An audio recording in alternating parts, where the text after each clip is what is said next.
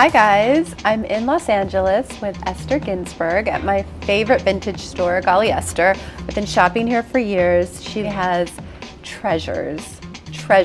I get lost here. And the reason that I'm talking to Esther today is because I want to share with you how she took her passion and made it into a business. And hopefully it will give you guys some ideas on how to do the same with your passion. So, when did you start collecting? Why did you start collecting? How did you start collecting?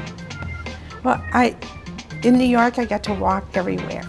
And there were all these incredible shops that had barrels with vintage clothes, and I'd dig through, and I'd find these pieces that had to be rescued. I didn't know what I was going to do with most of them. A lot of them were not wearable.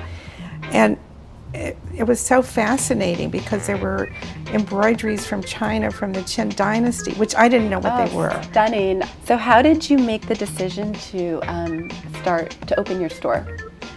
Well, when I moved to Los Angeles from New York, I was still working as a designer. I was a toy designer, and I did some art for the studios. And so I had a separate studio in a storefront in what's now Abbot Kinney in Venice. It used to be West Washington Boulevard. And I had my collections, and people would kind of see my art or pieces of art that had some of the vintage pieces that were incorporated, like purses or pieces of lace or antique gloves, and inquire. So I opened a little store in the front 10 feet of my studio, just part-time. And I found somebody who'd worked down the street for an antique store, and we hit it off. And so she ran the store, and I'd go out going to thrift shops then where you could find wonderful things, shopping, and do my other, my sub-teaching, whatever I could do to really support myself, because the business would not support itself initially. It's just sort of evolved. Yeah.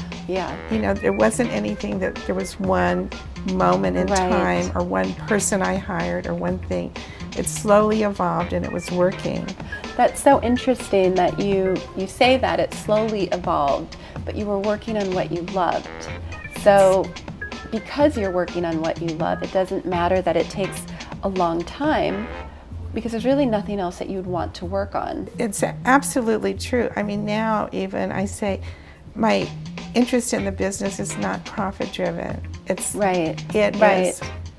my love, the experiences, the people the joy I've met, that you get the from travels are amazing. New vintage shoppers that aren't used to how to shop vintage, what advice would you have? If you see something you love, try to own that piece. What I find so many mistakes that are being made by new shoppers is that they see something they love, it's pricey, and so they'll go try to find something similar that's a bargain, and are 10 pieces that they think are bargains, and a lot of times they'll come back and they'll say, oh, I wish I'd bought that one piece. Right, so because quality versus quantity. Quality, and if you're passionate about something, do what you can to own that and wear it. Well, thank you so much, Esther, for explaining to me and my viewers how you started your business based on a passion. Thank you. I appreciate your visit and your inspiration. Thank you so much.